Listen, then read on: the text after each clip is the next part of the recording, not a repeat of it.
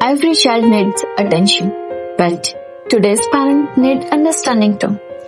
This Mother's Day, I am starting a journey of real parenting conversation. So, welcome to Parenting Unfiltered. અને આ જર્નીની શરૂઆત આપણે માં મને સમજોથી ચાલુ કરીશું.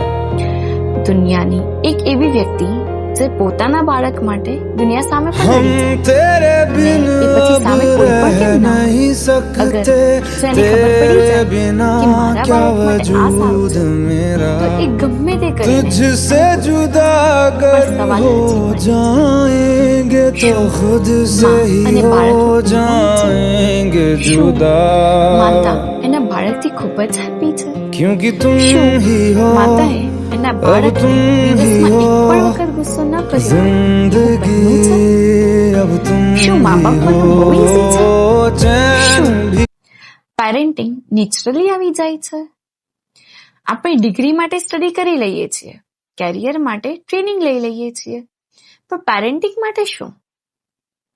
અને એટલે જ આજે પેરેન્ટ્સ કન્ફ્યુઝડ છે, એક્ઝોસ્ટ છે, ક્યાંક ગિલ્ટી ફીલ કરે છે અને એના ચિલ્ડ્રન ઇમોશનલી દૂર થતા જાય છે.